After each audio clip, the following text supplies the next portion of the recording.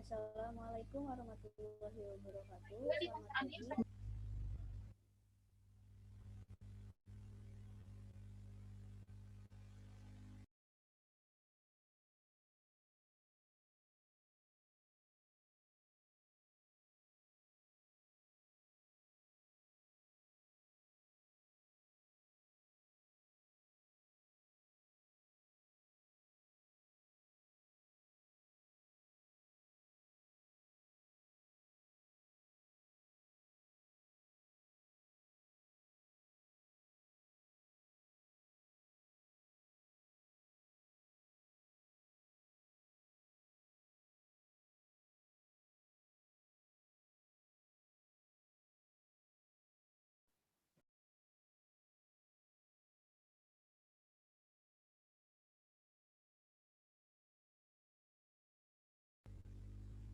Assalamualaikum warahmatullahi wabarakatuh. Selamat pagi.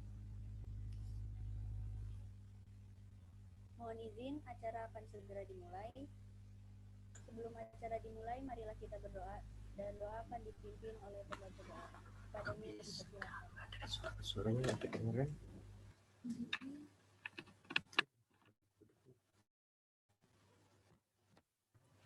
Assalamualaikum warahmatullahi wabarakatuh.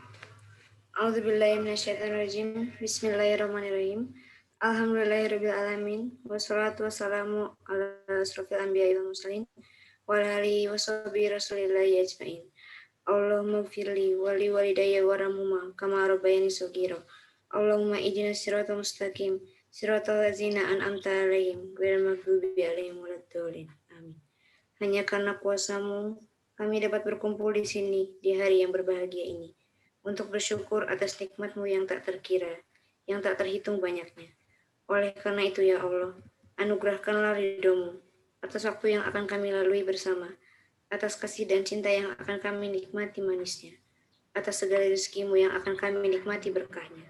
Dan jadikanlah kami semua di sini hamba-Mu yang tak pernah lupa untuk bersyukur atas titipan nikmat-Mu yang tiada terkira. Ya Allah, berkahilah acara yang akan kami lalui ini, yaitu Festival Workshop Nasional dalam bingkai syukur padamu semata. Ya amin ya Allah. Amin amin ya rabbal alamin. Wassalamualaikum warahmatullahi wabarakatuh.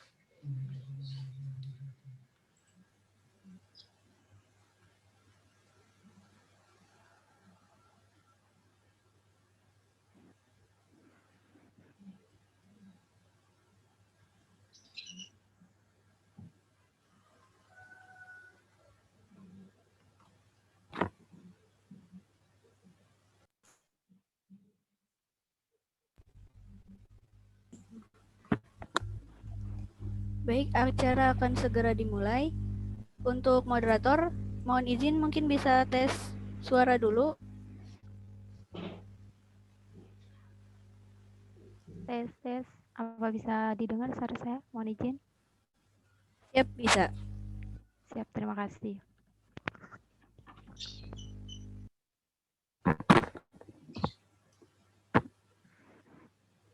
Mohon izin untuk moderator langsung saja memimpin kegiatan. Kepadanya dipersilakan. Siap, terima kasih. Assalamualaikum warahmatullahi wabarakatuh. Selamat pagi. Om Swastiastu, Namo Buddhaya, Salam Kebajikan.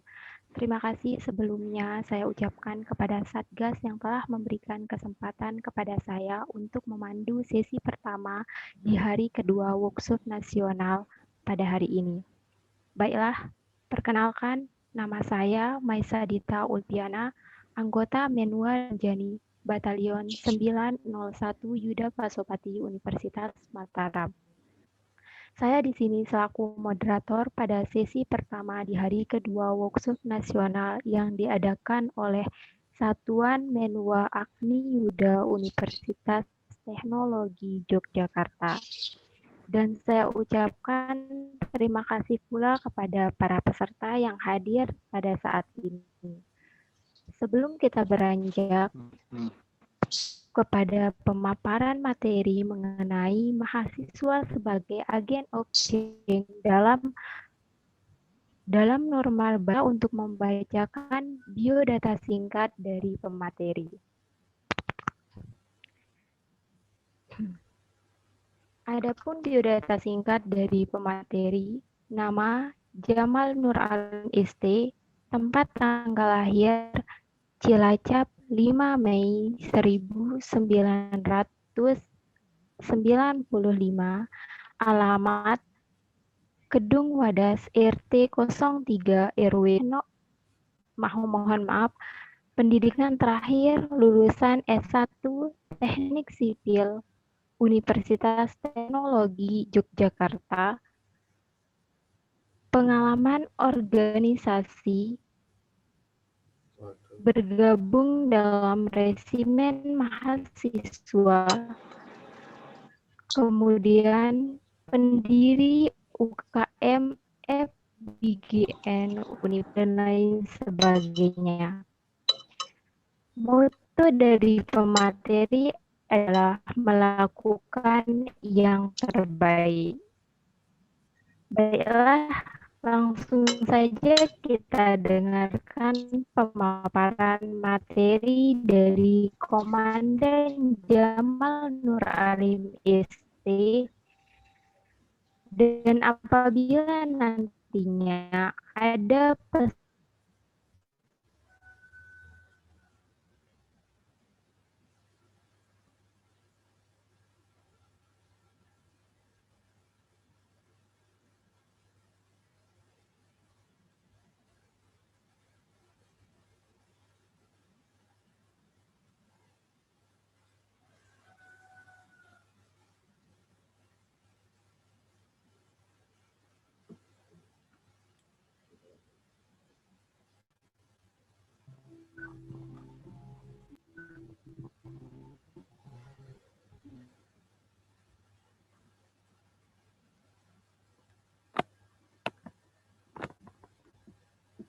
mohon izin Komandan untuk menyampaikan materinya.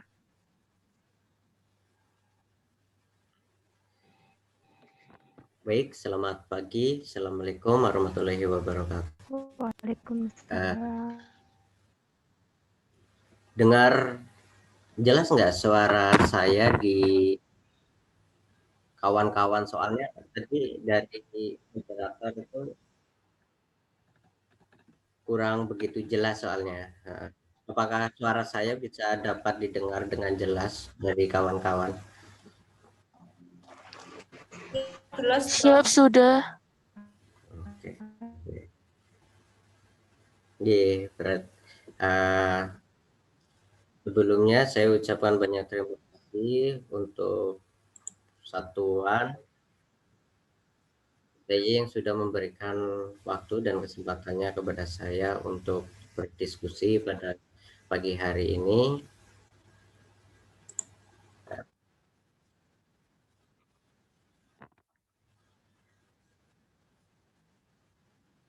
Mohon maaf, suara saya mantul tidak ya di situ? Siap, tidak Prof. Sudah terdengar jelas. Bisa jelas ya suara saya, rekan-rekan? Siap, bisa.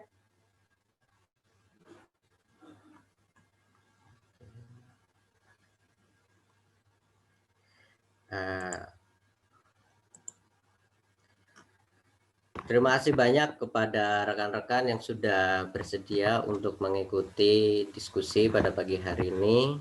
Perkenalkan, nama saya Jamal, saya dari alumni Agni Yuda, asal saya dari Cilacap.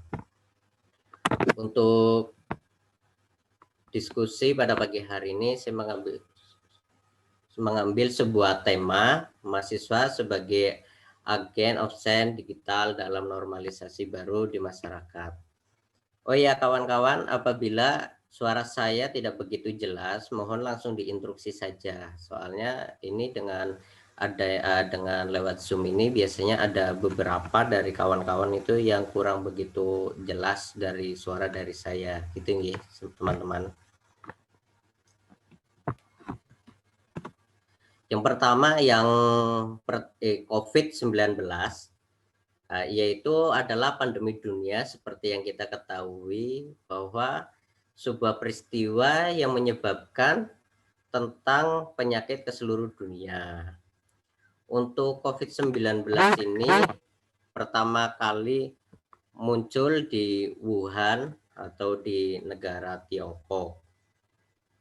COVID-19 ini masuk ke Indonesia pada bulan Februari, di mana tercatat satu keluarga antara ibu dan anak yang pertama kali terkonfirmasi.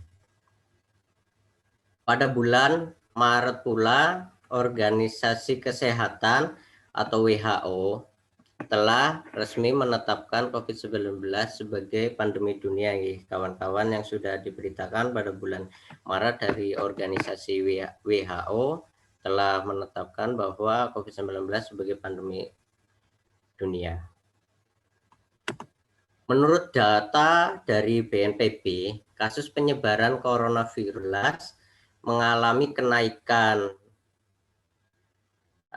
pada tanggal 24 Januari. Saya mencoba membuka dari websitenya, yaitu untuk kasus positif sendiri sekitar 989.262, untuk kasus sembuh sekitar 798.810, dan untuk yang kasus meninggal sekitar 27.835 korban jiwa. Ini jadi sangat prihatin ya rekan-rekan, ini untuk di Indonesia sendiri hampir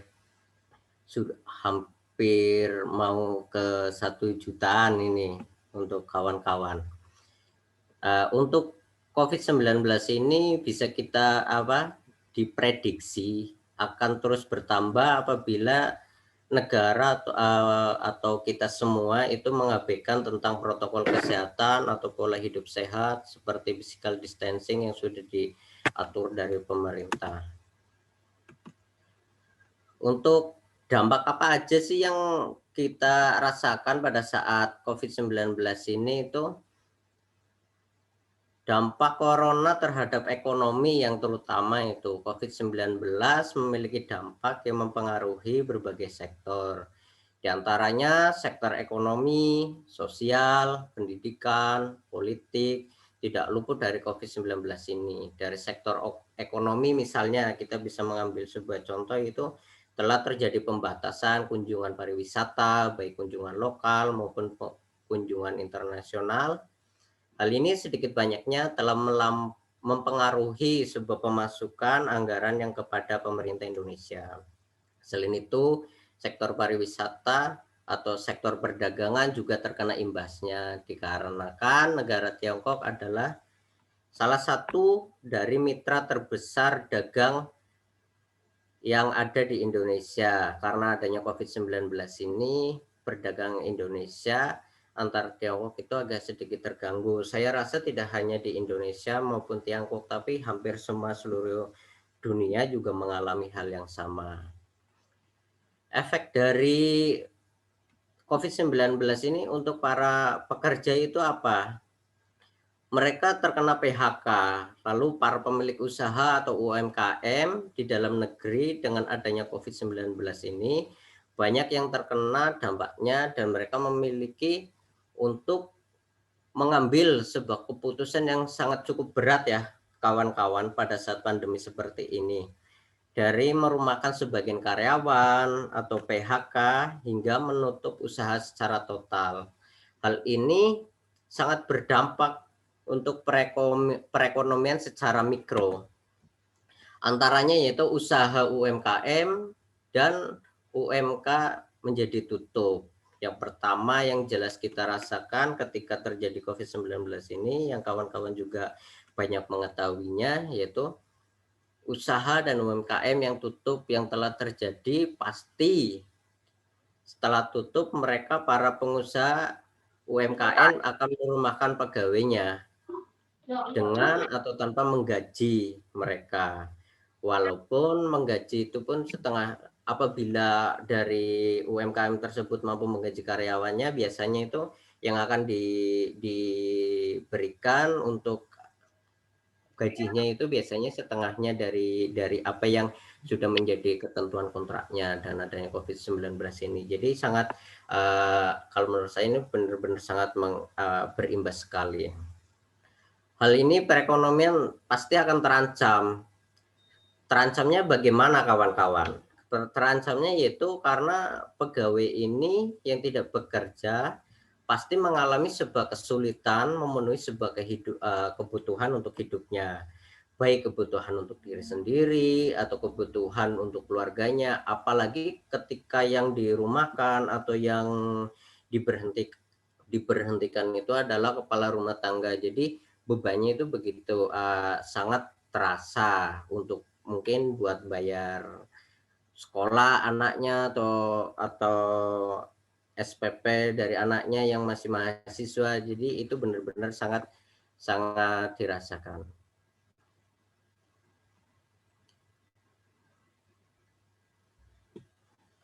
Untuk masyarakat yang mampu ini bagaimana, Kak, rekan-rekan?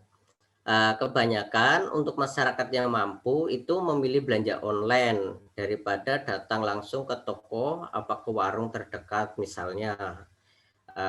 Memilih belanja online itu dikarenakan biasanya kalau rekan-rekan yang perekonominya agak mampu itu alasannya supaya bisa atau menghindari sebuah kerumunan.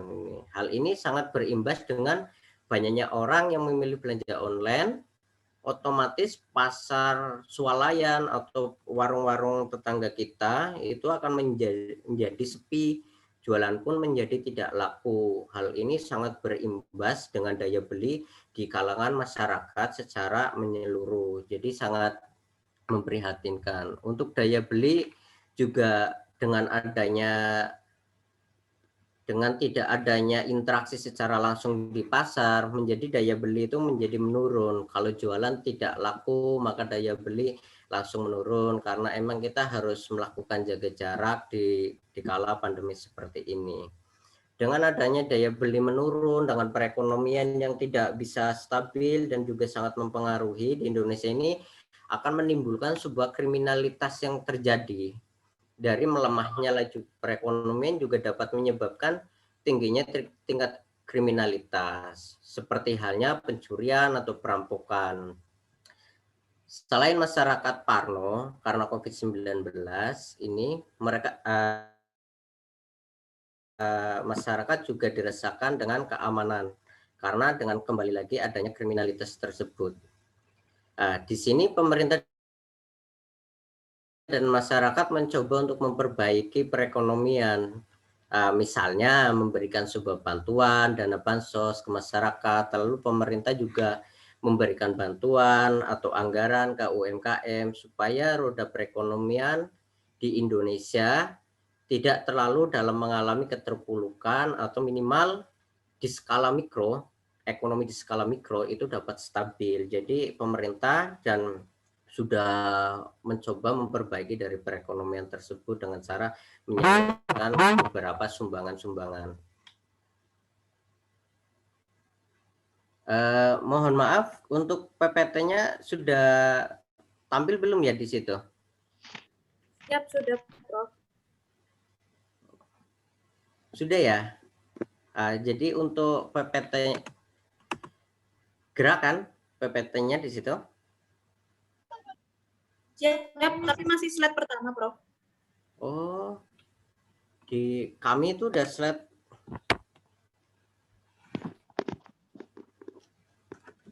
Masih slide pertama ya? Siap, iya, Prof. Masih slide pertama.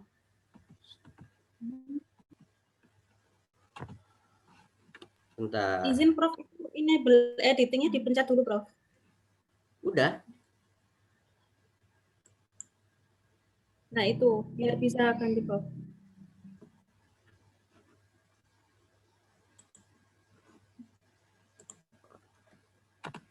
Oh. Iya, rekan-rekan, untuk datanya udah bisa tampil di layar monitor dari rekan-rekan. Siap, sudah. Oke, bisa kita lanjut ya? Siap, bisa. Siap, bisa. Baik, untuk selain dari perekonomian sendiri itu, lalu ini yang di dunia pendidikan seperti yang kita rasakan. Untuk yang di dunia pendidikan, yang perlu kita ketahui di dunia pendidikan mengalami dampak yang cukup besar. Yang pertama, para siswa akan mengalami burnout atau tertekan saat belajar jarak jauh. Mungkin dari rekan-rekan semua mengalami ya untuk hal yang ini, bisa kita merasa tertekan karena kita terlalu banyak menerima tugas dari para dosen kita. Selain itu banyak problem-problem yang ada di rumah untuk ketika kita belajar jarak jauh dengan adanya tugas terlalu banyak, dan itu akan menyebabkan sebuah problem-problem yang bisa terjadi. Yaitu antara yang pertama, dengan adanya COVID-19 kita harus melakukan namanya itu study from home atau belajar di rumah. Hal ini menjadi kebiasaan baru yang harus diikuti mulai dari pendidikan pada jenjang dasar sampai dengan perguruan tinggi. Dilakukan secara daring atau online, dan semua pelajar melaksanakan belajar di rumah termasuk mahasiswa. Peralihan cara pembelajaran ini memaksa berbagai pihak untuk mengikuti alur yang harus diikutinya. Menjadi pilihan adalah dengan memanfaatkan sebuah teknologi. Jadi di sini kita benar-benar dengan adanya studi from home, kita benar-benar untuk memanfaatkan sebuah teknologi. Hal ini memaksa orang tua atau memanfaatkan teknologi untuk belajar. Dia harus bisa menggunakan aplikasi. Biasanya untuk para orang tua siswa yang ada di rumah, katakan anaknya yang masih SD, dia harus juga ikut belajar. Jadi di sini yang kena imbasnya selain dari mahasiswa, hampir SD, terusan selain dari siswanya sendiri, itu orang tuanya juga harus ikut mencoba belajar lagi tentang sebuah teknologi dengan adanya pandemi ini, karena kita dipaksa untuk bisa mengikutinya karena kita lebih banyak kuliah atau belajar lewat Zoom atau Google Meet seperti ini. Kendalanya yaitu smartphone dan laptop belum banyak yang memiliki. Di sini banyak orang-orang yang belum memiliki smartphone dan laptop yang mumpuni untuk digunakan belajar jarak jauh. Selain itu, kendala koneksi internet juga sangat berpengaruh. Masalah jaringan internet, jaringan tidak mudah menemukannya karena tidak semua wilayah sudah terkoneksi internet. Contoh saja ini di daerah saya. Daerah saya itu provinsinya ikut Jawa Tengah. Tetapi untuk tentang masalah sinyal sendiri di daerah saya itu masih sangat-sangat susah, biarpun itu masih wilayah Jawa itu. Saya tidak tahu apabila dari rekan-rekan yang di luar Pulau Jawa itu apakah mendapatkan kendala yang sama seperti jaringan internet tersebut. Saya rasa sih seperti itu. Lalu selain itu juga adanya biaya tambahan untuk kuota dan perangkat elektronik yang termasuk untuk membayar uang sekolah juga. Jadi selain kita harus membayar uang SPP, kita juga orang tua kita harus mengeluarkan biaya tambahan karena harus bisa mencukupi membeli kuota maupun ketika laptop atau HP-nya tidak begitu support, jadi kita dipaksa untuk membeli teknologi yang sekiranya bisa mendukung untuk kegiatan belajar jarak jauh tersebut. Lalu dengan adanya belajar jarak jauh, yaitu pembelajaran tugasnya akan menjadi lebih banyak dari biasanya. Mungkin bila belajarnya dilakukan secara tatap muka, tugas yang diberikan sekitar 1 atau 2 makul saja ya rekan-rekan. Tetapi dengan adanya pandemi seperti ini dan kita diberlakukan belajar jarak jauh, maka hampir mayoritas semua dosen atau semua mata kuliah yang kita ampu itu memberikan sebuah tugas, dan itu sangat berimbas kepada kita dengan deadline yang singkat tetapi tugasnya yang begitu banyak gitu.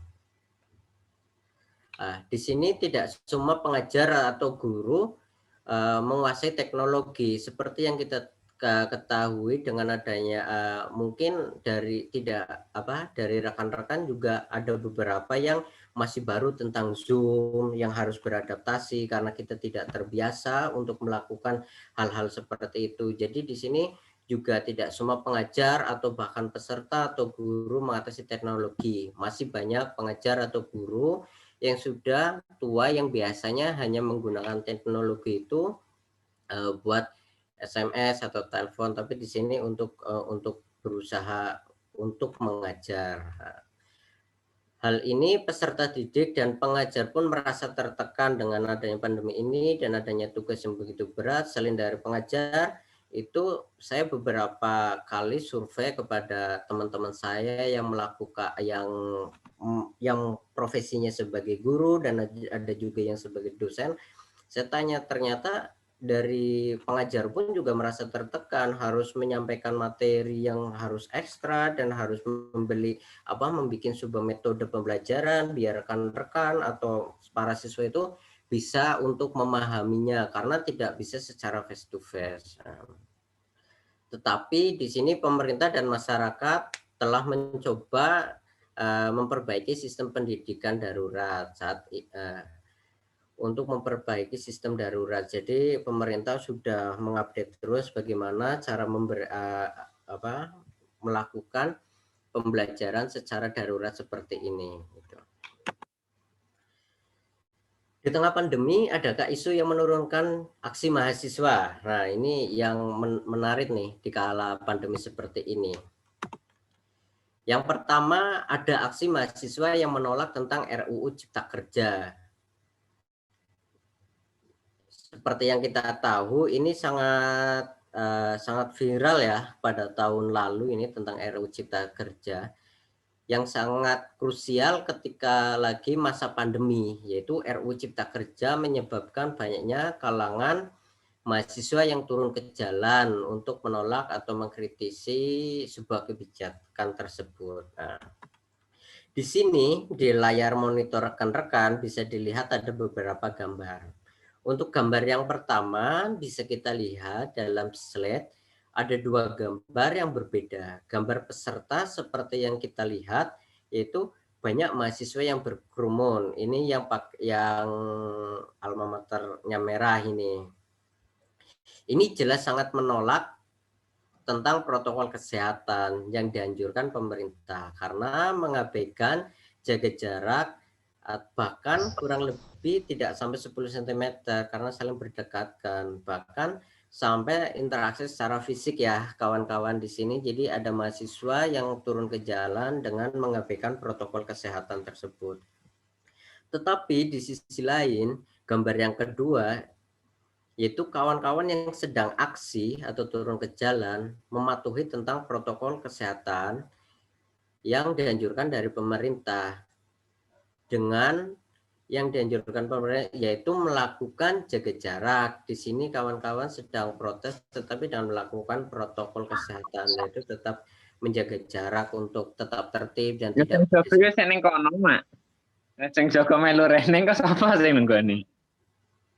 dan tidak berdekat-dekatan. Yang selanjutnya, di tengah pandemi adakah upaya pemerintah yang mengalami kecurangan? Dana bansos, terkait dana bansos yang sempat mengejutkan banyak pihak ya, dari rekan-rekan kita sebagai agen perubahan itu sangat terkejut dengan adanya kasus dana bansos itu karena di tengah pandemi seperti ini kita dapat diketahui bersama banyak pemberitaan yang mengatakan tentang penyelewengan dana bansos yang dilakukan oleh oknum ya, sekali lagi ini oleh oknum Kementerian Sosial, yaitu yang ikut andil dalam mengambil hak masyarakat. Dalam kasus ini saja ini sangat menjadi pukulan berat bagi negara dan juga masyarakat. Karena apa? Di kala pandemi ini banyak UMKM yang tutup dan banyak yang di PHK, tetapi dana bansos juga oknum ini sangat tega sekali untuk mengambilnya.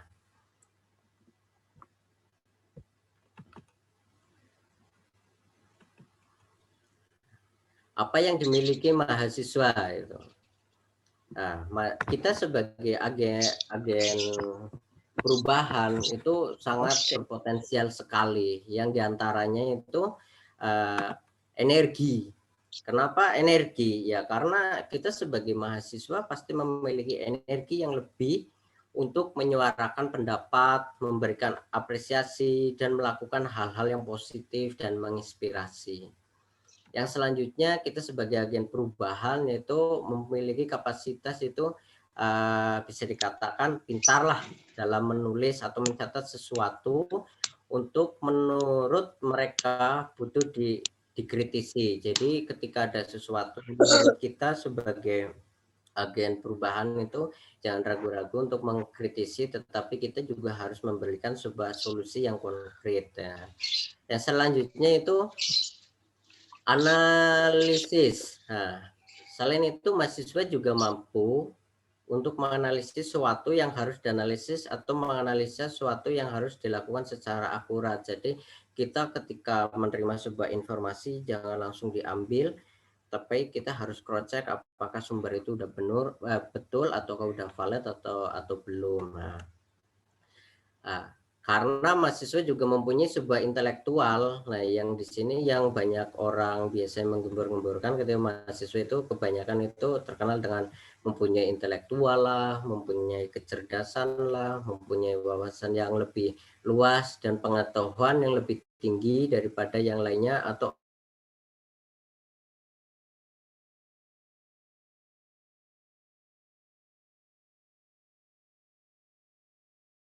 orang-orang biasa di sini itu.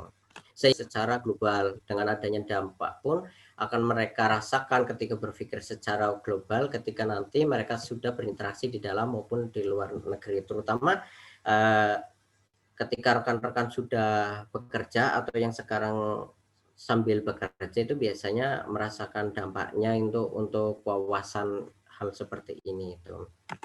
Yang selanjutnya itu literatur. Kenapa mahasiswa memiliki hal seperti itu? Hal ini dikarenakan mahasiswa memiliki wawasan atau literatur-literatur yang sangat luas, sangat menjadikan pedoman mereka. Jadi kita juga sebagai agen perubahan itu banyak kesempatan untuk mendapatkan sebuah literatur. Selain literatur, kita juga mendapatkan sebuah jaringan. Hal ini yang dimiliki mahasiswa itu tidak sangat luas, diantaranya pertemanan, organisasi, komunikasi, dan sebagainya. Ini di sini kita sebagai mahasiswa sangat diuntungkan karena memiliki sebuah jaringan yang luas. Contoh saja dalam hal kecil, ketika satu kelas kita biasanya ada dari luar pulau, ada yang dari luar pulau, ada yang dari luar daerah atau luar kabupaten. Di situ kita bisa tukar wawasan atau tukar budaya. Selain itu juga kita bisa tukar relasi. Ya. Tetapi apa kendalanya menjadi mahasiswa? Biasanya hal yang dimiliki mahasiswa ini tidak lupa dari keraguan orang yang sudah berpengalaman. Biasanya orang yang berpengalaman itu meragukan integritas mahasiswa, tentang wawasannya mahasiswa biasanya itu.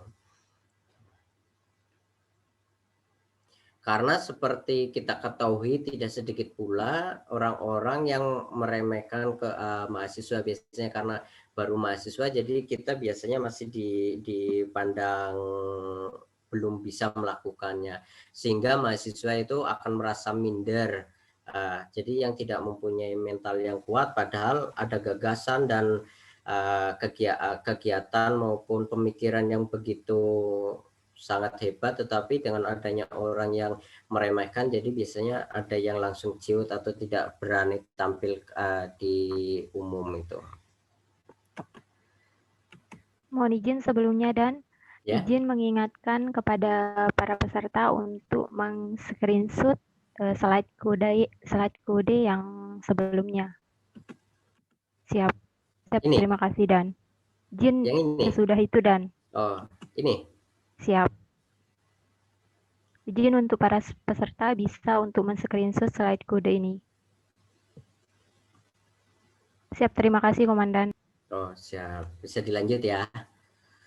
Siap, bisa Dan. Ya, di sini mahasiswa sebagai apa ini? Di sini mahasiswa sebagai agen of change. Agen of change merupakan agen perubahan, yaitu substansi dari agen of change sendiri. Seorang mahasiswa diharapkan dapat berperan nyata dan membawa perubahan dalam kehidupan bermasyarakat ke arah yang lebih baik. Jadi itu substansi dari agen of change sendiri, kurang lebih seperti itu. Peran mahasiswa sebagai agen of change yaitu sangat luas kajiannya. Antara lain bisa menjadi agen perubahan di dalam pendidikan, di lingkungan sekitar kita, atau ketika kita pulang ke rumah, itu kita bisa menjadi agen perubahan di pendidikan. Apalagi di kala pandemi ini, kita bisa memberikan kursus-kursus kepada adik-adik kita yang masih SD atau SMP yang masih harus belajar tentang belajar lewat Zoom atau Google Meet. Nah, itu kita sebagai agen sosial itu bisa masuk ke dalam ranah hal seperti itu. Selain itu di dalam pembangunan ekonomi. Jadi pembangunan ekonomi itu juga sangat luas substansinya, yaitu terus pemberdayaan sosial. Ini kita bisa melakukan dengan ibu-ibu PKK atau ibu-ibu pengajian.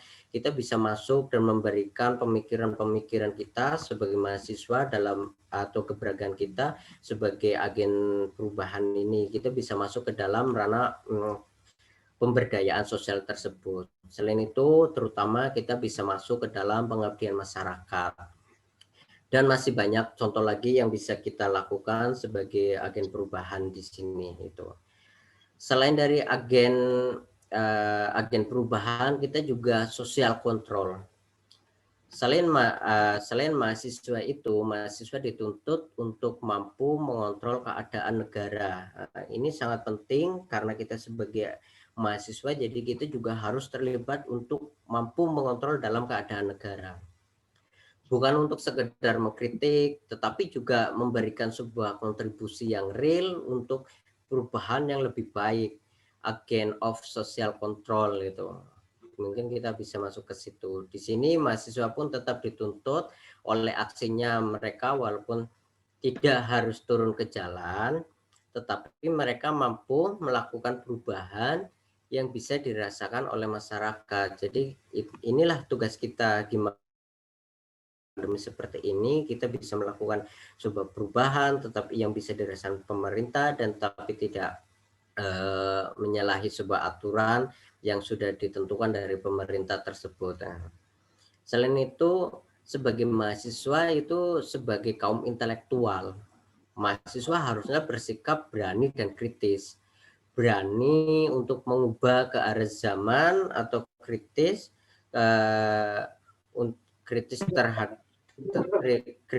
terhadap kebaikan para pemegang roda kepemerintahan tersebut. Nah, apa yang dilakukan mahasiswa itu? Nah, kita bisa melakukan menjauhi keramaian atau pertemuan secara massal. Itu mungkin kita bisa melakukan seperti social distancing.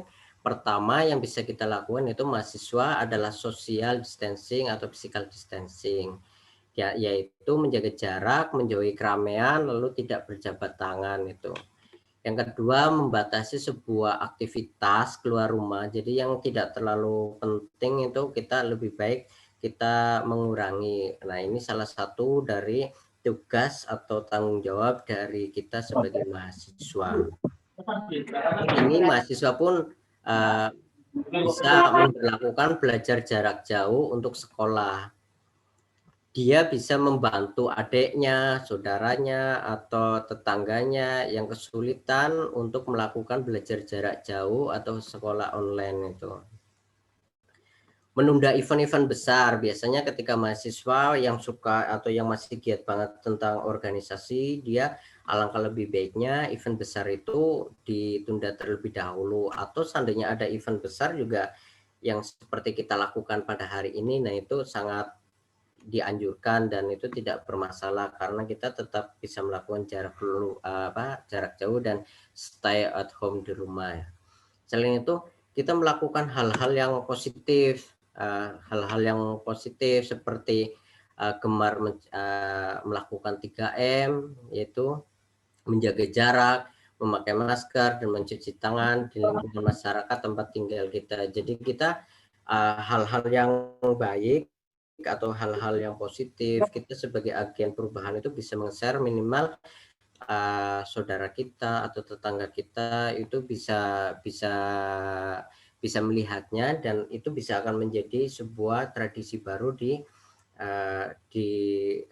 masa pandemi seperti ini. Jadi hal seperti itu tuh kita sebagai mahasiswa perlu untuk yang positif-positif kita share ke publik gitu, supaya mereka juga bisa mengikuti, minimal orang-orang terdekat kita gitu. Apa yang bisa dilakukan mahasiswa antara lain yaitu donasi. Mahasiswa juga dapat melakukan kegiatan amal untuk membuka donasi untuk mendukung program pencegahan penyebaran dan melindungi masyarakat dari COVID. Donasi bisa kita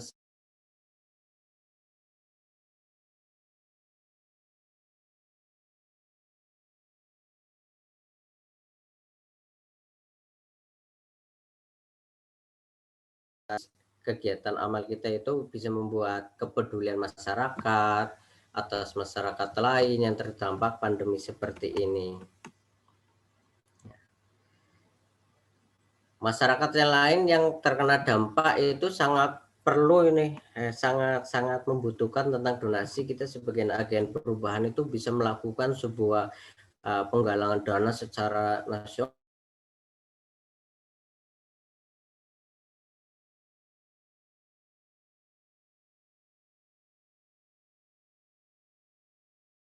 terkena efek imbasnya. Biasanya itu di lingkungan sekitar banyak toko atau warung-warung yang tutup. Nah ini kita bisa selaku agen perubahan bisa melakukan hal-hal yang positif, mulai dari yang terkecil dulu, bisa dari orang-orang terdekat kita. Di kala pandemi seperti ini, yaitu peluang apa yang bisa kita miliki sebagai mahasiswa? Di antaranya itu bisnis online. Peluang bisnis online menjadi salah satu opsi yang dapat diperhitungkan keuntungannya. Dapat dilihat selama karantina mandiri, pembelian online meningkat drastis. Jadi seperti kawan-kawan ketahui itu ketika pandemi seperti ini, belanja online itu sangat banyak penggemarnya itu. Karena orang-orang tidak perlu keluar rumah secara langsung dan berdasarkan dengan cara browsing atau berselancar di platform e-market, mereka juga tinggal menunggu barang, dan barang bisa sampai. Jadi di sini kita bisa terhindar dari desak-desakan dan kerumunan. Selain itu juga peluang ini bisa kita manfaatkan karena ini juga kita bisa lebih steril dalam penularan virus tersebut tanpa kita interaksi secara langsung. Kita tinggal melakukan secara online dan lain sebagainya, karena di kala pandemi seperti ini tuh biasanya banyak orang yang melakukan untuk berbelanja online itu. Tetapi di dalam bisnis seperti ini juga ada sisi positif dan negatifnya, rekan-rekan yang harus diketahui. Untuk sisi positifnya yaitu e-commerce, yaitu tumbuh dengan adanya pandemi seperti ini, itu tumbuh sangat signifikan, sangat begitu naik. Di antaranya itu pasar retail atau grosir. Di sini positifnya karena ada banyak bisnis online, atau otomatis orang yang berusaha semaksimal mungkin untuk meraup sebuah keuntungan di sebuah jaring sosial seperti ini, karena kita tidak dimungkinkan untuk untuk buka secara langsung. Jadi banyak UMKM atau orang-orang yang telah di PHK itu belanja atau melakukan sebuah gebrakan baru dengan bisnis secara online itu. Untuk sisi negatifnya bagaimana? Untuk sisi negatifnya itu orang-orang menjadi lebih konsumtif.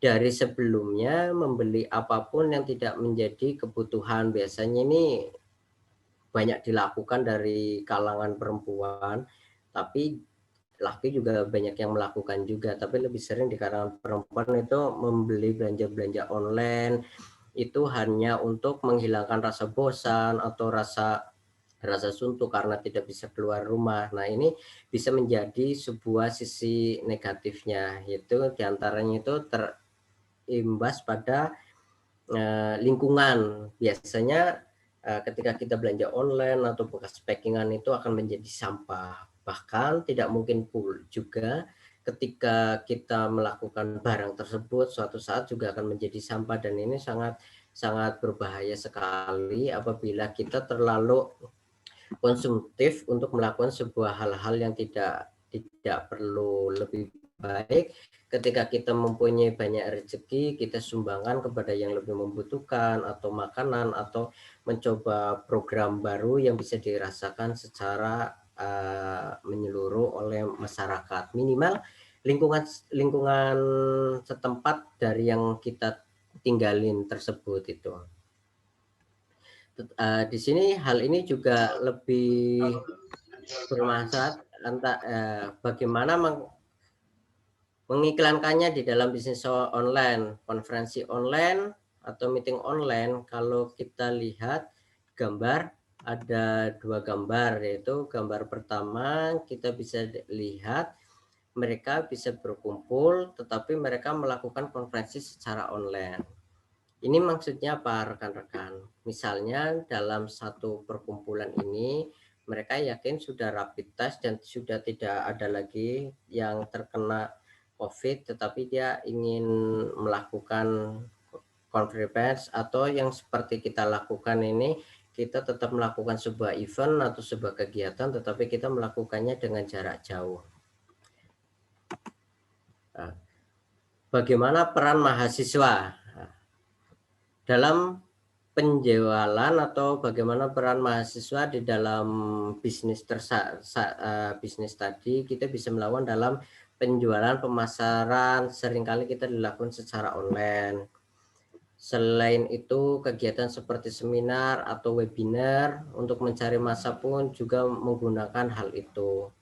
Menggunakan adanya COVID-19 ini, pemasaran online lebih dapat ditingkatkan lagi, seperti membuat konten iklan dan infografis atau brosur yang dapat disebarkan secara online, pamflet, bahkan video iklan tersebut. Jadi di kala pandemi ini kita sebagai agen orsen itu gimana caranya kita bisa menjadi lebih kreatif ya.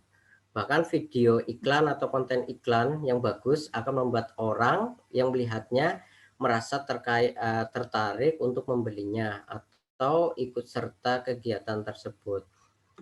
Karena itu, mahasiswa sebagai agen perubahan yang memiliki sebuah intelektual dan kreativitas tinggi diharapkan dapat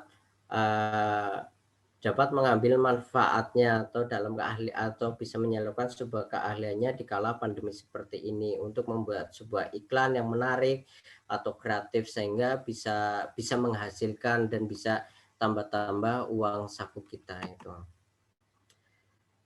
Selanjutnya itu tentang mahasiswa harusnya seperti apa ini rekan-rekan? Atau mahasiswa harus apa sih sebenarnya ketika apa yang sudah dilakukan atau dijabarkan pada slide-slide sebelumnya, yaitu ketika kita mempunyai sebuah gagasan dan lain sebagainya, seharusnya ketika kita melakukan hal tersebut, ini bukan hanya sekedar slogan sih untuk rekan-rekan, bisa diterapkan juga karena ini sangat bermanfaat ya. Kalau di dalam dunia kerja saya hal seperti ini itu sangat bermanfaat. Yang antaranya itu ini bukan hanya slogan, tetapi ini Pertama adalah rencanakan, narasikan, eksekusi, evaluasi, inspirasi, dan berkelanjutan.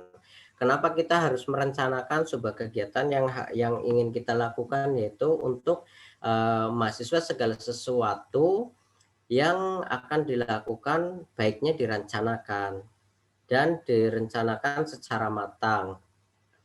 Hal ini dapat dilakukan bersama ahli atau orang kompeten di dalam perencanaannya, sehingga perencanaan itu bisa kita jalankan sesuai dengan apa yang kita inginkan.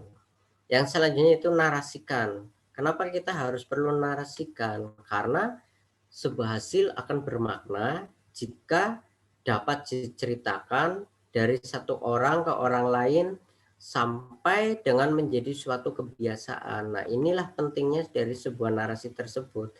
Biar mereka itu tahu apa yang kita pikirkan atau yang akan kita rencanakan. Setelah kita memberikan informasi kepada kawan kita atau teman-teman terdekat kita, kita harus segeralah melakukan eksekusi biar kita tidak dilihat hanya omong saja. Yaitu lakukan yang harus kita lakukan. Tindakan disesuaikan dengan pedoman rencana yang telah dibuat sampai dengan tercapainya sebuah tujuan apa yang sudah kita rencanakan tersebut. Jangan lupa juga kita harus melakukan sebuah evaluasi tindakan dan aksi. Kita haruslah ada evaluasi karena untuk mengetahui masalah atau kendala yang ada ini apakah ada di evaluasi ataukah ada di narasi, apakah ada direncanakan. Nah, ini sangat perlu untuk dilakukan sebuah evaluasi. Jadi kita bisa memperbaiki hal itu biar kedepannya atau next time kita bisa melakukannya jauh lebih baik gitu. Yang selanjutnya, usahakan rekan-rekan itu ketika melakukan sebuah event atau ketika melakukan sesuatu itu bisa menimbulkan sebuah rasa inspirasi bagi orang-orang terdekat kita. Minimal orang-orang terdekat kita. Menjadi contoh atau teladan bagi diri sendiri atau orang lain dan dunia agar melakukan hal yang sama, sehingga banyak dari rekan-rekan kita atau saudara kita yang dapat melakukan secara bersama, mungkin halnya kegiatan-kegiatan positif ya, tentang kala pandemi seperti ini, seperti mencuci tangan, menjaga jarak, atau edukasi hal-hal yang positif yang supaya bisa memotivasi atau menginspirasi banyak pihak untuk bisa melakukannya, dan kita juga berusaha untuk bisa mensukseskan apa yang menjadi dari program pemerintah, sehingga di dalam kita bisa memutus sebuah rantai di kala pandemi seperti ini. Dan selanjutnya, usahakan apa yang menjadi sebuah event atau kegiatan kita, misalnya seperti webinar atau diskusi pada pagi hari ini, itu kalau bisa dilakukan secara berkelanjutan, karena dengan adanya berkelanjutan seperti ini, perencanaan haruslah mengetahui sebuah sistem atau yang berlangsung namun dengan sebuah manfaat, sehingga kita bisa memberlakukan berkelanjutan tersebut bisa menginspirasi dari banyak-banyak pihak dan semoga bisa dilakukan oleh banyak orang banyak. Ini perlu di screenshot. Siap, perlu dan. Monggo. Mohon izin kepada para peserta untuk bisa men-screenshot kode slide ini. Izin mungkin cukup dan bisa dilanjutkan dan. Nah, ini isu terkini tentang mengenai COVID-19 rekan-rekan. Nah, kita sebagai agen sosial tentang yang pertama itu tentang vaksin. Nah, ini sih kita akan melakukan diskusi saja ya rekan-rekan, karena bukan kapasitas juga untuk menyampaikan secara detail. Lebih baik kita berdiskusi biar forum itu bisa lebih aktif ya. Mungkin bisa untuk dari moderator ntar bisa untuk mengarahkannya. Yang pertama itu tentang vaksin. Nah, ini tentang berkaitan dengan isu terkini terkait vaksin COVID-19. Pemerintah Indonesia sudah mendatangkan bahkan sudah melakukan penyuntikan vaksin, yang dimana yang orang pertama yang dilakukan sebuah vaksin yaitu Bapak Insinyur Joko Widodo, kalau nggak salah ya, itu disuntik vaksin pada hari Rabu tanggal 3 Januari 2021 di Istana Merdeka, Jakarta Pusat. Ini tentang vaksin. Jadi vaksin ini sudah masuk ke Indonesia dan sudah didistribusikan, bahkan orang nomor 1 di Indonesia, orang pertama yang menerima sebuah vaksin tersebut supaya dari masyarakat bisa meyakininya itu. Nah, sebagai agen perubahan, kita sebagai agen perubahan itu bagaimana tanggapan dari rekan-rekan terkait vaksin tersebut sih? Itu seperti apa, mungkin bisa didiskusi terusan. Apakah rekan-rekan juga setuju bila semua warga negaranya itu bisa dilakukan vaksin atau tidak? Itu mungkin bisa ada yang lebih berkompeten untuk bisa mendiskusikan hal-hal seperti ini. Tetapi inilah isu-isu ini kita sebagai agen perubahan bisa kita ambil dan bisa kita distribusikan, mengasih pemahaman kepada masyarakat sekitar atau keluarga kita. Mungkin seperti itu sih. Bagaimana kita sebagai agen perubahan itu dapat menjelaskan tentang pentingnya vaksin tersebut pada orang yang belum paham tentang mereka. Nah, ini kita sebagai agen perubahan bisa mengambil posisi di sebelah sini untuk salah satu menjadi endorse atau mengiklankannya itu ya, dari kawan-kawan semua itu. Kalau untuk pendapat saya pribadi sih tentang vaksin itu penemuan ini salah satu sebuah penemuan ilmu pengetahuan ini vaksin, karena sangat begitu cepat ditemukan ya, syukur alhamdulillah di kala pandemi ini. Dengan waktu yang sangat singkat dapat memproduksi vaksin 19 yang menyerang dunia ini, itu sangat luar biasa. Untuk orang-orang garda terdepan ini perlu kita berikan sebuah semangat atau reward ya, ini sesungguhnya ini ya. Kalau di Indonesia sendiri itu juga udah sangat luar biasa itu, karena pemerintah sudah mendatangkan dengan jarak kurang dari 1 tahun, tapi sudah mampu mendatangkan vaksin tersebut dan bisa mendistribusikan kepada masyarakat untuk mengurangi atau memutus dari mata rantai tersebut mungkin ya. Mungkin sekiranya itu yang bisa saya sampaikan. Selebihnya mungkin kita bisa lebih enaknya kita bisa interaksi dengan cara berdiskusi itu ya. Jadi tidak hanya fokus ke saya, usahakan sih rekan-rekan bisa lebih aktif lagi untuk dalam sesi ini itu ya. Mungkin ada yang tidak saya tahu tapi kawan-kawan tahu, kan itu bisa memberikan sebuah ilmu manfaat buat kita semua karena kita sebagai agen perubahan. Mungkin seperti itu sih Ibu Moderator, bisa saya kembalikan waktunya. Terima kasih banyak. Siap, terima kasih Komandan atas penyampaian materinya. Mungkin kita masuk saja pada sesi diskusi. Nah, baiklah Komandan, ada satu pertanyaan dari peserta di sini. Izin membacakan pertanyaannya dan mohon izin memperkenalkan diri. Saya Reni Sabatini dari Satuan Menwa 883 Stikes Hang Tuah Surabaya.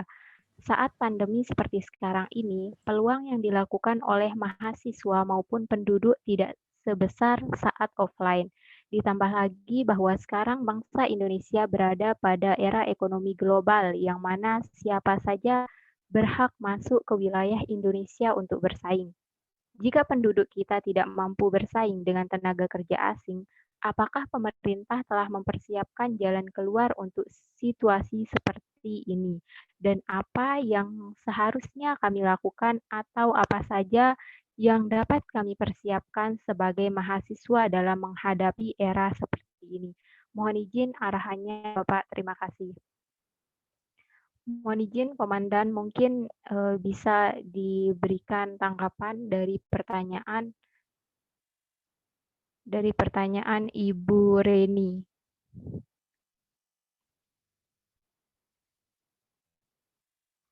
Mohon izin dan mic-nya belum dibuka.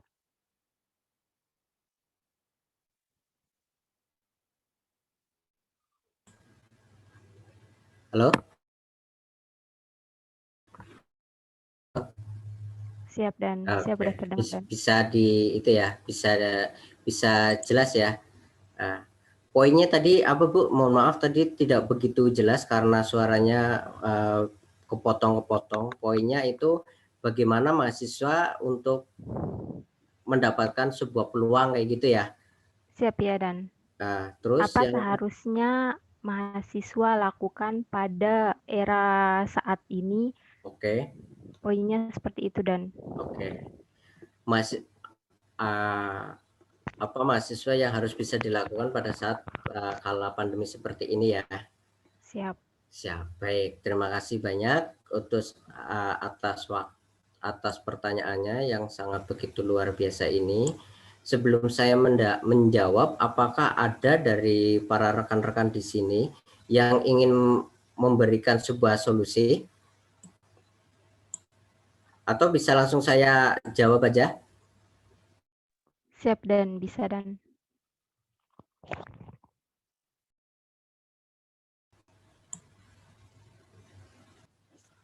Mungkin bisa saya jawab ya.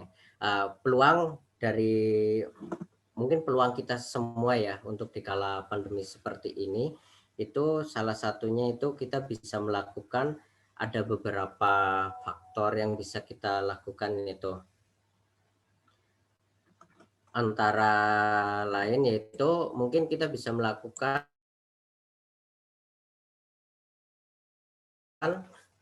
secara riset terlebih dahulu untuk kita bisa melakukan secara riset terlebih dahulu sekiranya background apa yang ingin kita lakukan atau yang ingin kita perbuat, apakah tentang apa edukasi atau tentang apa. Nah, itu kita pertama harus riset terlebih dahulu. Yang kedua yaitu kita harus menentukan sebuah pasar yang akan kita tuju. Dalam hal ini itu target kita itu apa sih untuk melakukan target kita siapa dan apa. Maka ketika kita sudah bisa memahami target kita dan ketika kita bisa melakukannya, mungkin kita bisa kita sinkronkan dengan kondisi saat ini di kala pandemi. Apakah itu relevan atau bisa kita gunakan atau atau bisa kita kerjakan atau tidak. Itu beberapa poin yang harus dipahami terlebih dahulu dari rekan-rekan ketika ingin melakukan sebuah kegiatan itu. Selain itu, saya menyarankannya itu disesuaikan dengan bidang masing-masing ya, dari apa yang menjadi kawan-kawan lakukan. Semisalnya ini, kebetulan saya sebagai jurusan dari teknik sipil, itu kalau saya sih mengambil sebuah peluangnya, pertama itu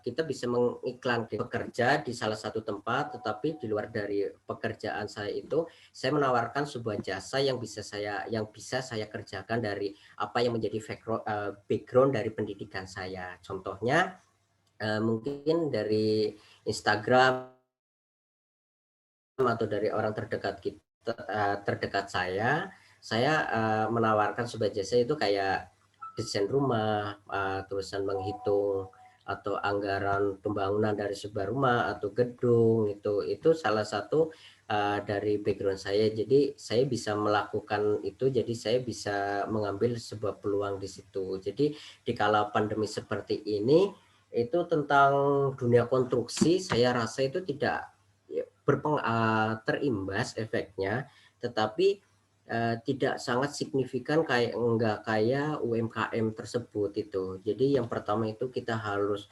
searching dulu, terusan kita harus ketahui pasar kita siapa dan hal apa yang bisa kita lakukan di dalam yang sesuai dengan background kita. Kita harus pahami betul untuk hal itu dan dengan kondisi saat ini apakah bisa dilakukan atau enggak. Kalau background saya teknik sipil, saya masih bisa menjual jasa desain saya atau menghitung RAB atau melakukan sebuah review tentang sebuah bangunan, nah itu kita bisa tawarkan, dan itu kalau saya alhamdulillah masih bisa melakukannya, dan itu bisa menambah sebuah income dari saya meskipun saya ada pekerjaan yang tetap di salah satu perusahaan, mungkin seperti itu. Terusan selain itu juga kalau bisa sih memaksimalkan sebuah potensi sekitar, terutama dalam potensi diri kita, pada potensi diri sendiri. Nah itu kawan-kawan atau yang ingin melakukan sebuah sesuatu itu harus bisa memaksimalkan potensinya seperti apa,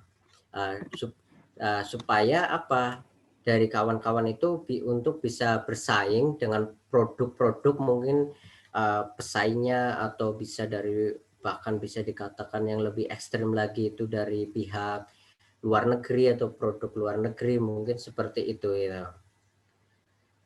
Mungkin gambarannya seperti itu ya, bisa diterima jelas atau kurang jelas, atau ada sedikit yang ingin ditanyakan? Siap, mungkin mohon izin kepada Bu Deni, apakah jawabannya sudah diterima atau gimana?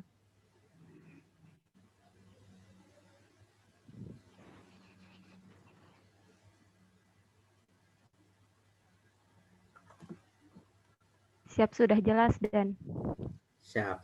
Mungkin ada kawan yang lain atau rekan-rekan yang ingin menambahkan, atau dari Satgas atau dari moderator sendiri, nggak apa-apa, saya persilakan. Kalau bisa sih kita diskusi tidak hanya satu arah, tetapi dari beberapa arah kita bisa menyampaikan sebuah pendapatnya masing-masing kayak gitu. Jadi saya malah lebih suka untuk berdiskusi bersama itu loh, jangan mengandalkan dari saya kayak gitu.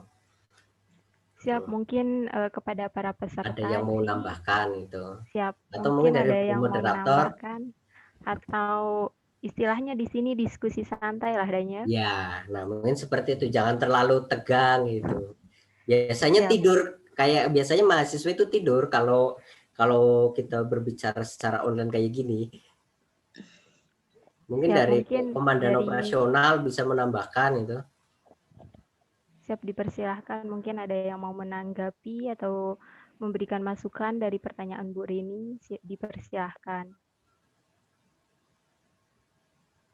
Tadi saya meringkas dari tanggapan Komandan Jamal bahwa apa sih yang harus dilakukan oleh mahasiswa dalam masa pandemi seperti ini. Yang pertama itu adalah meriset tentang kegiatan apa sih yang harus dilakukan, kemudian menentukan sebuah pasar atau target dari kegiatan yang telah direncanakan, dan usahakan kegiatan kegiatan yang sudah direncanakan itu sesuai dengan bidangnya masing-masing.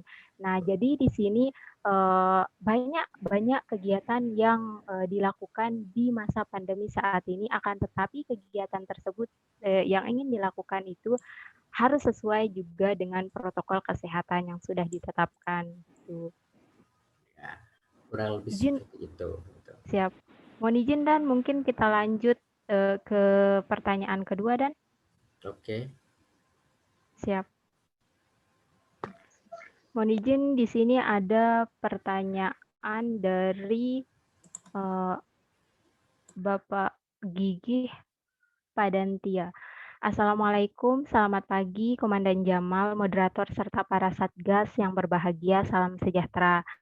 Izin memperkenalkan diri, saya Gigih Padantia dari Universitas PGRIYK. Mohon izin bertanya kepada Komandan Jamal. Pertanyaannya, bagaimana langkah awal yang harus dilakukan untuk menjadi agen of change, dan apa pesan yang akan Komandan Jamal sendiri berikan untuk mahasiswa yang sedang menghadapi era new normal ini? Izin jika boleh Komandan Jamal sharing pengalaman, pekerjaan, atau hal lain ketika new normal ini. Mohon izin, Komandan. Siap. Baik, terima kasih Bu Moderator, dan terima kasih Waalaikumsalam sudah memberikan sebuah pertanyaan yang sangat luar biasa pada pagi hari ini. Jadi lumayan berpikir ini jadinya. Nah, untuk pertanyaan kedua ya, bismillah, saya untuk mencoba menjawab itu, langkah awal sebagai agen of change, sebenarnya kita itu perlu mengenali tentang diri sendiri dan lingkungan sekitar. Karena ketika kita mampu mengenali diri sendiri dan lingkungan sekitar, kita bisa melakukan, kita bisa peka terhadap masalah sekitar kita dan masalah negara ya pada umumnya. Tapi yang terpenting pada masalah kita terlebih dahulu atau keluarga kita terlebih dahulu, itu kita bisa memahami apa sih yang menjadi permasalahan. Nah itu langkah pertama yang itu.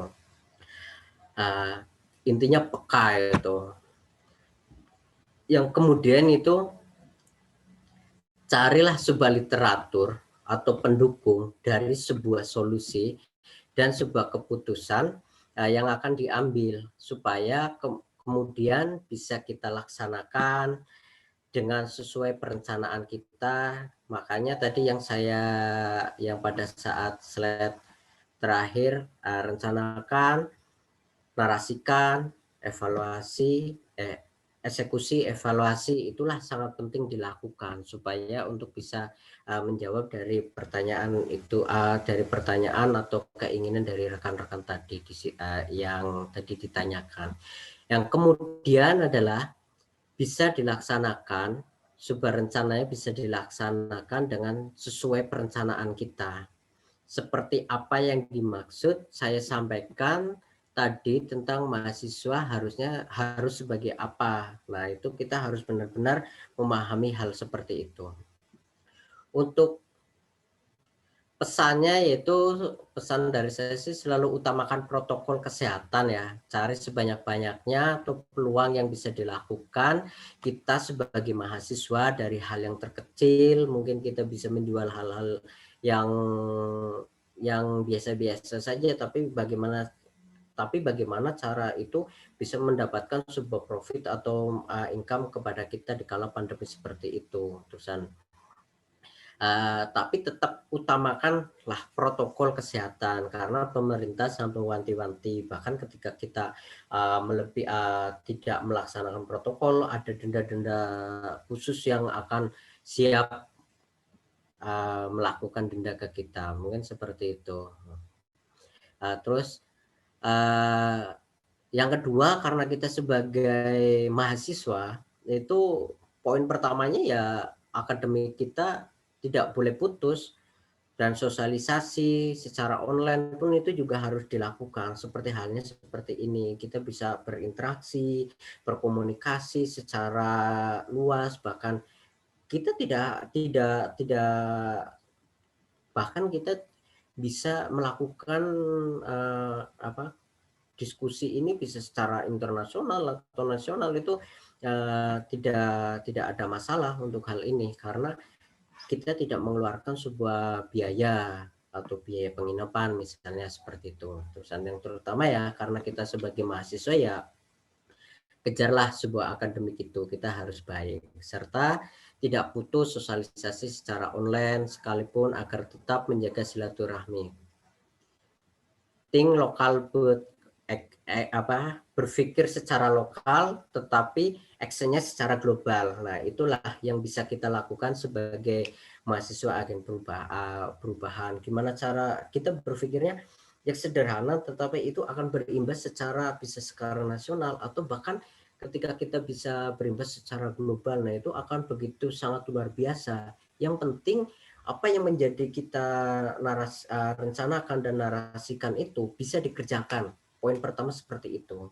Mungkin itu jawabannya. Terus untuk yang pertanyaan kedua itu tentang pengalaman saya di kala pandemi ya, pada saat bekerja ya.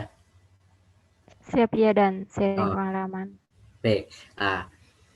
Pengalaman saya pada saat saya bekerja, karena saya di bidang konstruksi ya, di bidang pembangunan, itu yang pertama terganggu pasti. Karena beberapa supplier atau barang-barang yang saya gunakan itu saya ada yang mendatangkan dari luar negeri. Sedangkan di kala pandemi seperti ini, ketika kita mendatangkan dari luar negeri itu sangat susah. Mungkin di kita tidak lockdown, tapi ada beberapa negara yang benar-benar tutup total, tidak bisa kita melakukan ekspor atau impor. Contoh saja kasus saya membangun sebuah ruang operasi di salah satu rumah sakit swasta di Jogja. Itu saya mendatangkan alatnya itu dari India sama Malaysia, dan itu sangat-sangat berimbas pada pekerjaan kami, karena yang harusnya kita katakan target 1 atau 2 bulan selesai, kita di molor bisa sampai 6 bulan lebih itu. Terus tetap selain itu juga kita memperlakukan apa yang sesuai pemerintah anjurkan, bekerja di rumah itu. Jadi kebetulan kalau saya dikasih kesempatan pada pimpinan bisa melakukan sebuah pekerjaan di rumah dan bisa dilakukan pekerjaan juga langsung di lapangan. Mungkin sesekali saya memang turun ke lapangan untuk menginspeksi apakah pekerjaan sesuai dengan apa yang sudah direncanakan atau enggak. Atau ada beberapa hal-hal secara non teknis atau secara teknis yang harus memaksa saya bisa turun ke lapangan. Nah itu saya baru turun, tetapi selebihnya saya bisa monitor lewat, karena sekarang zamannya teknologi, jadi ya cukup lewat HP, contohnya itu kirim foto, kirim gambar, atau kirim sebuah permasalahan, terus habis itu kita diskusikan sama tim, terus kita sampaikan. Poinnya adalah baik di dunia konstruksi maupun bukan, ketika pandemi seperti ini tetap terganggu. Yang kedua, tetapi biarpun kita bekerja secara bisa dikatakan tanda kutip kasar, kita juga tidak boleh melakukan sebuah pelanggaran protokol, dan itu wajib diterapkan apabila dari salah satu perusahaan atau dari rekan-rekan yang bekerja di lapangan tidak melakukan protokol. Kita dari tim perusahaan itu ada sanksi yang wajib mereka ikutin. Itu mungkin dari denda atau pemotongan, atau bahkan yang lebih ekstrim jika itu tidak bisa ditoleransi, itu kita bisa memberhentikan untuk sepihak dalam karyawan yang tidak mematuhi protokol. Mungkin seperti itu sih untuk dari pengalaman saya yang sekarang saya alami. Mungkin seperti itu. Mungkin ada tambahan atau ada pertanyaan lagi. Ini pertanyaannya dibatasin atau enggak, Bu? Mohon izin, mungkin Dan ada pertanyaan lagi dari Ibu Gigi nih Dan.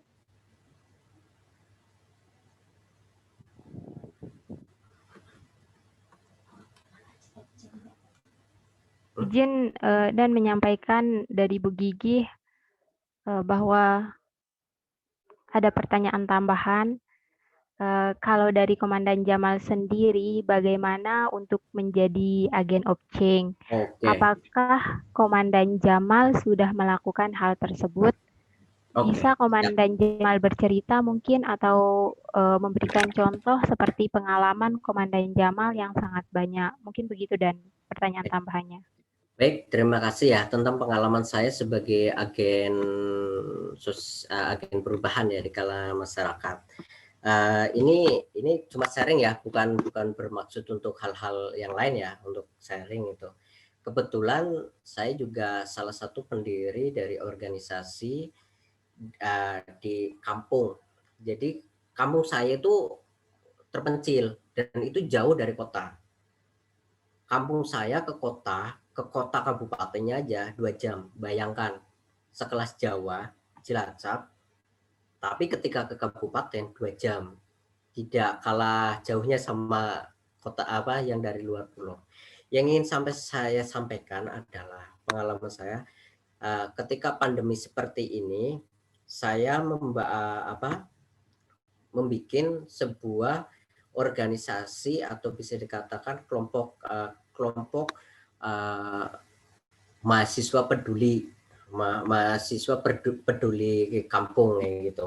Nah itu terdiri dari kawan-kawan kita yang satu kampung, tapi dia tersebar dari berbagai perguruan tinggi dan di berbagai daerah. Ada yang di Jogja, ada yang di Jakarta, ada yang di Jawa Barat itu. Dan ketika pandemi seperti ini, ketika kawan-kawan kita yang bisa pulang itu dia akan melakukan sebuah sosialisasi di lapangan. Dan tugas saya seperti ini yang boleh pulang dan tetapi saya punya tanggung jawab di sini itu biasanya mencari sumber dana atau mencari sebuah sponsorship.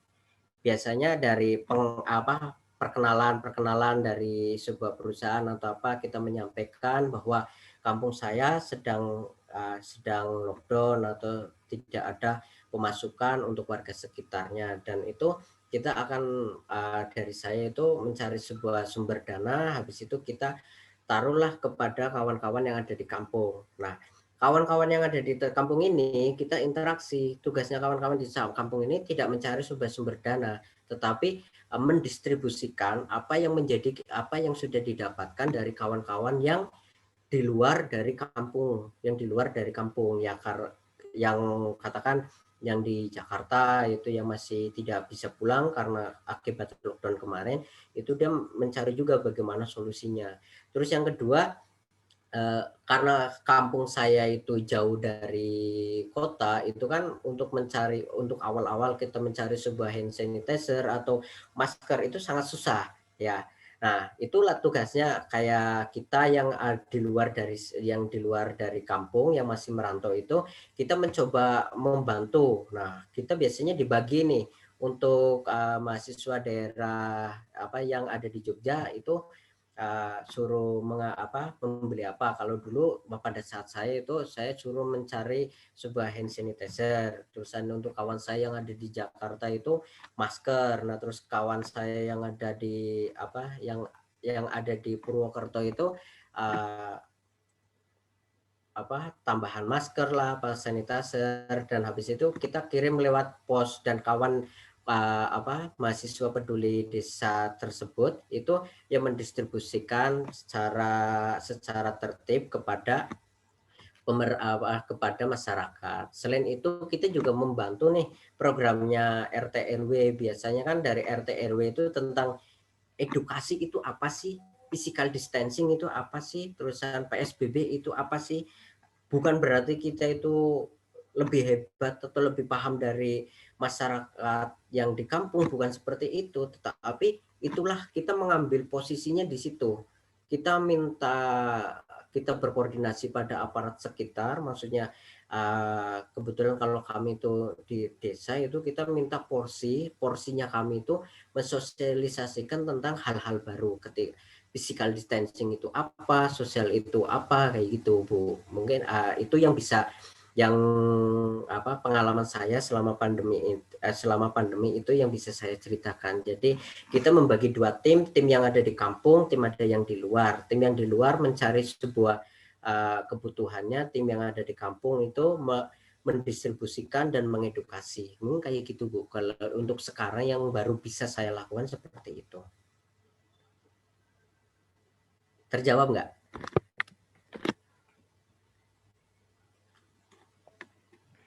Siap, terima kasih, dan atas jawabannya mungkin Ibu Gigi sudah menjawab yang sudah terjawab, dan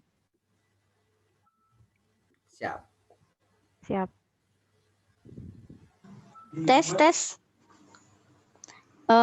Sebelumnya apakah saya masih bisa bertanya? Bisa. Siap. Diskusi aja lah. Oke, bisa. Siap, mungkin tinggal satu pertanyaan aja dayanya. Mohon izin, dipersilahkan. Sebelumnya perkenalkan, nama saya Fitri Anneke dari salah satu mahasiswa Unpas. Izin bertanya Masnya. Jadi kan tadi topiknya membahas tentang mahasiswa sebagai agent of change. Iya. Pertanyaannya itu faktor apa yang mempengaruhi mahasiswa bisa dikatakan sebagai agent of change, dan apakah masyarakat umum ini tidak bisa dikatakan sebagai agent of change seperti itu? Mungkin bisa dijawab sama Masnya. Siap, terima kasih Bu atas pertanyaannya. Mohon izin Komandan, mungkin bisa saya perjelas pertanyaannya dari Bu siapa tadi Bu? Wanike, Fitri Siap. Anike. Siap. Izin Dari pertanyaannya. Fitria Anneke, mahasiswa Siap Ibu Fitri. Pertanyaan dari Ibu Fitri dan faktor apa saja sih yang mempengaruhi mahasiswa itu sebagai agen of change dan apakah masyarakat umum itu bisa dikatakan sebagai agen of change? Izin dan mungkin dipersilahkan untuk menjawab pertanyaannya Ibu Fitri. Oke, baik. Terima kasih atas pertanyaannya. Apakah yang menjadi agen of change hanya mahasiswa saja ya? Untuk pertanyaannya saya mulai dari situ itu.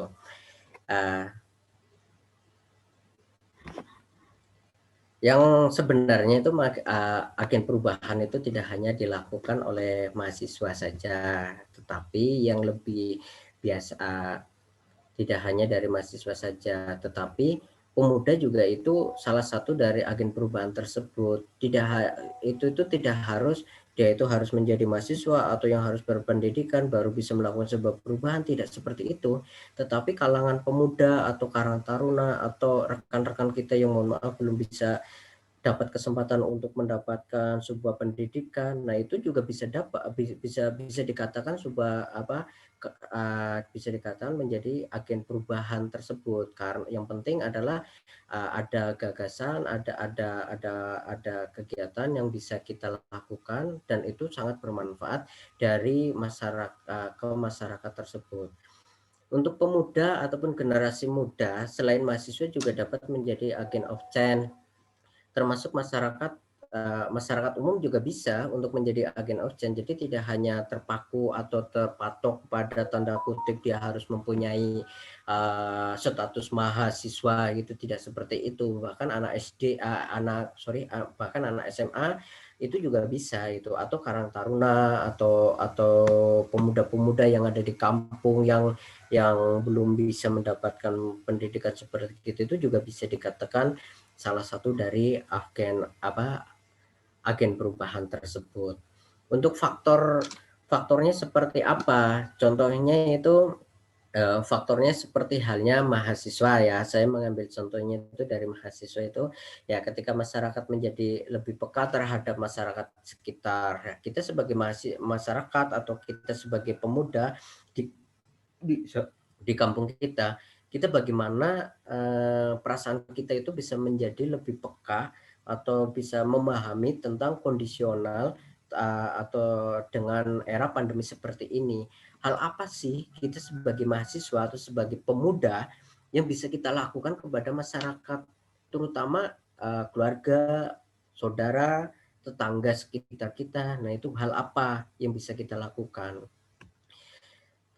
Mungkin bisa juga contohnya ya, ketika kita yang seperti saya sampaikan tadi itu, saya bekerja seperti halnya kita membagi masker, itu bisa salah satu dari agen perubahan. Yang tadinya tidak ada perubahan, kita bisa memberikan sebuah masker, tulisan mengedukasi apa yang menjadi peraturan dari pemerintah, physical distancing, PSBB atau apa. Nah, itu tuh bisa diambil alih baik oleh pemuda atau oleh masyarakat pada umumnya atau oleh mahasiswa untuk mensosialisasikan dari sebuah program-program tersebut. Jadi agen perubahan itu tidak hanya terpaku kepada mahasiswa tersebut.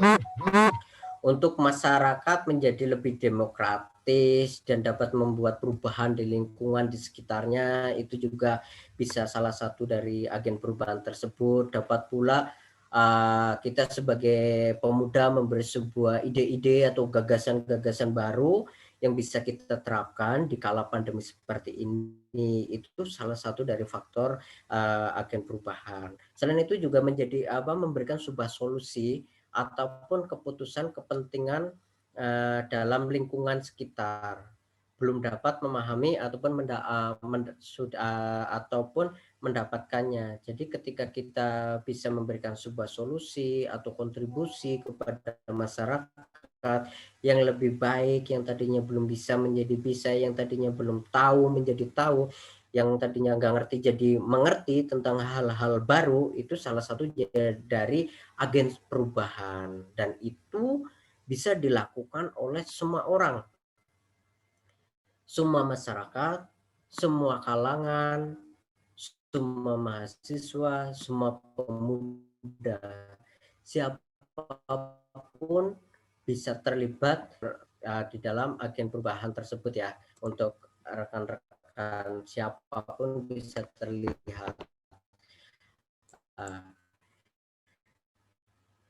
Di sini sih saya ya sebagai agen perubahan, yaitu kuliah tidak hanya untuk tahu dan pintar, tetapi untuk memahami, mengaktualisasi, terlebih lagi mengabdi.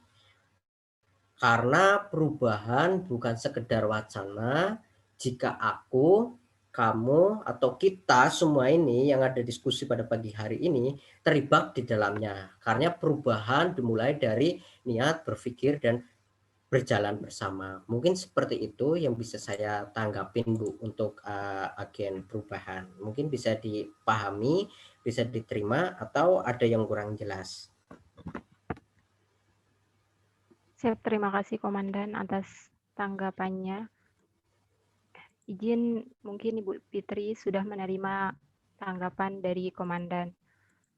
Mohon izin berhubung waktu dan izin mungkin kita akhiri penyampaian materi pada sesi kedua ini.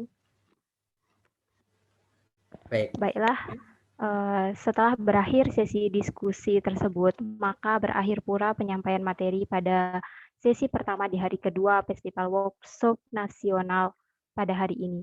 Sebelum saya mengakhiri, izinkan saya untuk membacakan kesimpulan dari materi yang sudah disampaikan. Nah, pada saat ini, pandemi COVID-19 masih ada di Indonesia yang menyebabkan perubahan dari semua bidang kehidupan manusia, baik itu ekonomi, sosial, dan juga bidang pendidikan. Namun, seharusnya para pelajar, terutama mahasiswa, harus bisa memanfaatkan kondisi ini untuk tetap menjadi agen of change dalam masyarakat, yaitu dapat berperan nyata dan membawa perubahan dalam kehidupan bermasyarakat ke arah yang lebih baik, serta mampu mengontrol keadaan negara bukan untuk sekedar mengkritik, tetapi untuk memberi kontribusi yang real untuk perubahan yang lebih baik. Untuk menjadi agen of change, ada beberapa cara yang harus dilakukan oleh mahasiswa. Yang pertama adalah merencanakan kegiatan positif apa yang harus dilakukan dengan tetap berpatokan kepada protokol kesehatan. Yang kedua adalah menarasikan apa yang sudah dilakukan karena sebuah hasil akan bermakna nantinya. Kemudian mengeksekusi kegiatan yang sudah direncanakan dan mengevaluasi kegiatan yang sudah dilakukan. Dan juga usahakan kegiatan yang sudah dilakukan itu akan menjadi sebuah inspirasi, bukan saja inspirasi untuk diri sendiri, namun juga inspirasi bagi orang lain. Dan juga kegiatan positif yang sudah dilakukan itu usahakan dilakukan secara terus-menerus atau berkelanjutan. Dan ada kalimat terakhir dari pemateri pada hari ini, yaitu mahasiswa itu kuliah tidak hanya untuk tahu dan pintar, tapi untuk memahami, mengaktualisasikan terlebih dahulu, mengabdi, karena perubahan bukan sekedar wacana jika aku, kau, dan kita terlibat di dalamnya. Karena perubahan dimulai dari niat, berpikir, dan berjalan bersama. Sekian kesimpulan yang bisa saya sampaikan. Saya, Maisa Dita Ulfiana, selaku moderator di sesi pertama pada hari kedua Festival Workshop Nasional, pamit undur diri dan mengucapkan banyak terima kasih kepada Satgas dan peserta yang sudah hadir pada hari ini.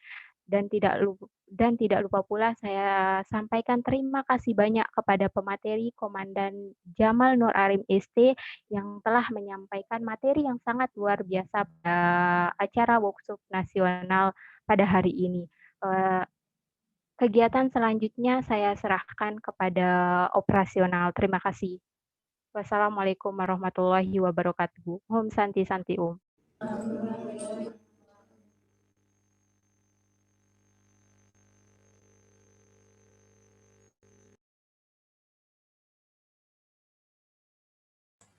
Mohon izin, saya bisa keluar terlebih dahulu ya.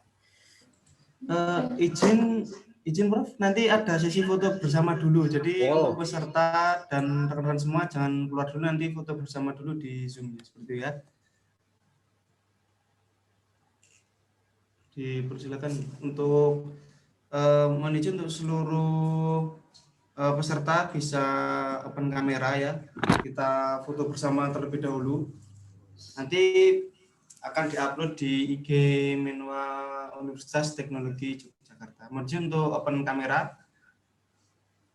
Di sini ada 2 slide, jadi kita akan melakukan 2 kali foto ya.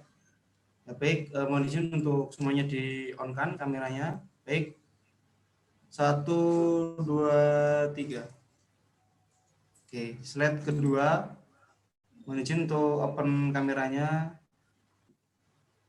1, 2, 3. Oke. Baik, mungkin mohon izin dari Bu Noha bisa kembali memimpin ini ya. Baik, terima kasih kepada moderator yang telah memandu acara pada hari ini. Sebelum mengakhiri acara, izin Prof Jamal.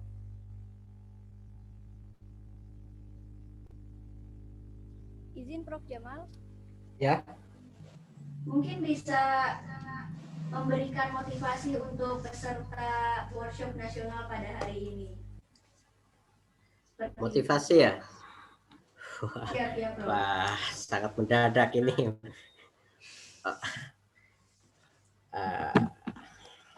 Baik, rekan-rekan semua, sebenarnya ini bukan hanya motivasi sih ya, untuk kita sekedar sharing saja. Ini suara saya jelas ya? Siap, jelas Prof. Oke, baik. Tetap lakukan yang terbaik, karena kita tidak tahu 1 jam, 1 hari, 1 minggu, bahkan 1 detik setelah ini kita bisa melakukan hal seperti itu, hal yang sudah kita lakukan tadi. Oleh karena itu pesan saya kepada kawan-kawan semua, tetap semangat, lakukan yang terbaik, dilakukan dengan rasa sungguh-sungguh, jangan setengah-setengah, karena ketika kita melakukan sebuah hal dengan cara bersungguh-sungguh, maka hasil yang akan kita lakukan juga akan jauh lebih bermakna. Mungkin seperti itu, tetap semangat, jaga kekompakan, selalu berkoordinasi kepada kawan-kawan semua. Mungkin seperti itu yang bisa saya sampaikan, Bu.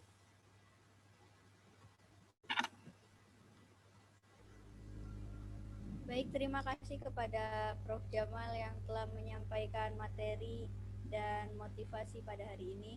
Kepada seluruh peserta, itulah motivasi dari pemateri kita pada hari ini.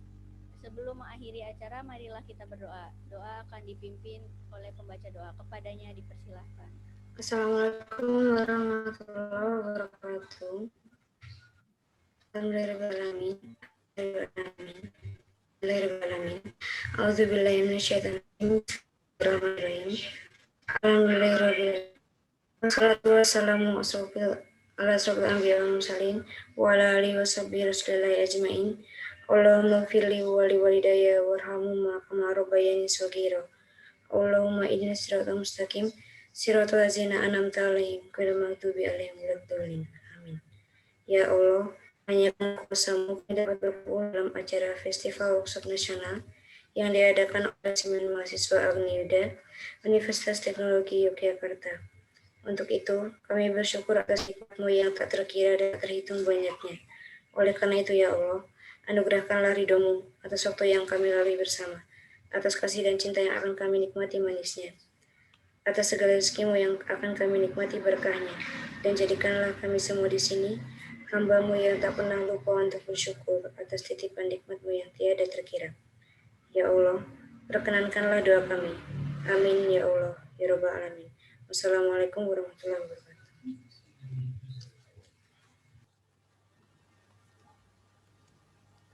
Baik, kepada seluruh peserta, sebelum meninggalkan room video conference, izinkan saya untuk memberitahu agar subscribe channel YouTube Menwa UTY di @menwa Agniuda, dan jangan lupa follow Instagram Menwa UTY di @menwa_UTY, dan juga jangan lupa untuk follow Instagram Festival Workshop Nasional di WN_Agniuda. Terima kasih. Untuk peserta bisa menyesuaikan.